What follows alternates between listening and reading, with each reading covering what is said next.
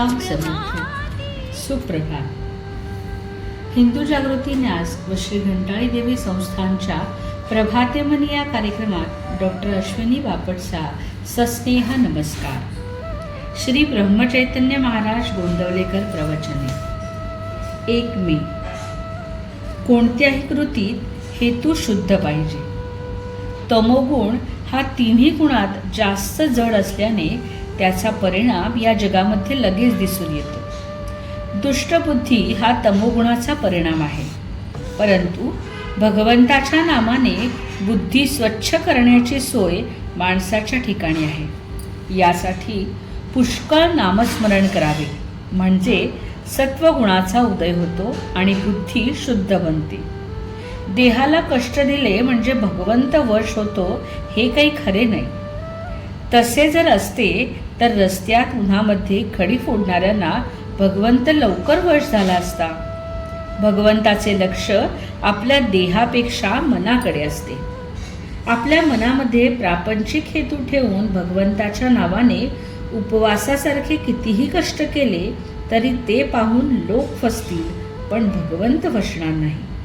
आपण जसे बोलतो तसे वागण्याचा अभ्यास करावा. परमार्थामध्ये ढोंग फार बाधक असते. प्रापंचिक गोष्टीकरता उपवास करणे ही गोष्ट मला पसंत नाही. उपवास घडावा यात जी मौज आहे ती उपवास करावा यामध्ये नाही. भगवंताच्या स्मरणामध्ये इतके तल्लीन व्हावे की आपण नेहमी त्याच्याजवळ वास करतो आहोत असे मनाला वाटावे. मग देहाने अन्न खाल्ले म्हणून कुठे बिघडले?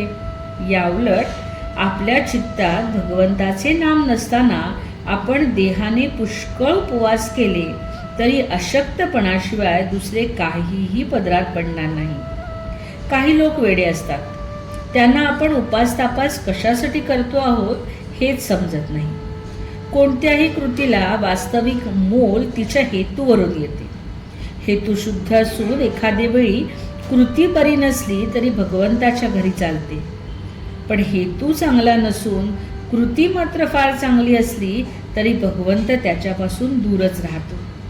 माणसाने केलेले उपवास निष्काम असून तो केवळ भगवंताच्या स्मरणात राहावे म्हणून केलेला उपवास असेल तर फारच उत्तम आहे.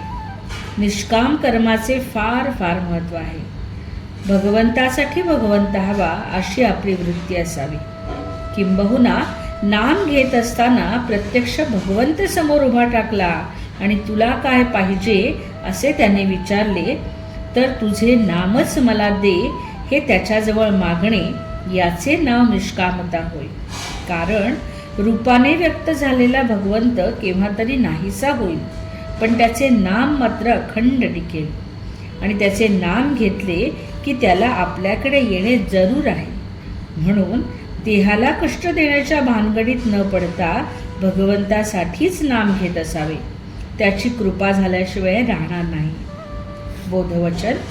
जेथे नाम तेथे राम हा ठेवावा विश्वास, कृपा करील रघुनाथ खास. मंडळी, आज 1 मे कामगार दिवस, कालाष्टमी. मंडळी, संपूर्ण मे महिना आपण घंटाळी मंदिरामध्ये पंडित जगन्नाथ विरचित गंगा लहरी स्तोत्र शिकवणार आहोत. आपणही त्याचा लाभ घ्यावा. 1 मे कालाष्टमी. चांद्रमासातील कृष्ण अष्टमीला कालाष्टमी म्हणतात. प्रातःकाली देवी पार्वतीचे पूजन, नामस्मरण, फलाहारी उपवास करावा. शिवाचे व कालभैरवाचेही पूजन करून रात्री जागरण करावे. घंटाळी मंदिरामध्ये दर अष्टमीला होणाऱ्या श्री सूक्त पठणामध्येही आपण सहभागी व्हावे. मंडळी, रामरायाचे आणि घंटाळी देवीचे आशीर्वाद आपल्या कुटुंबावर अक्षय राहोत हीच तिच्या चरणी प्रार्थना. जानकी जीवन स्मरण. जय जय श्रीराम.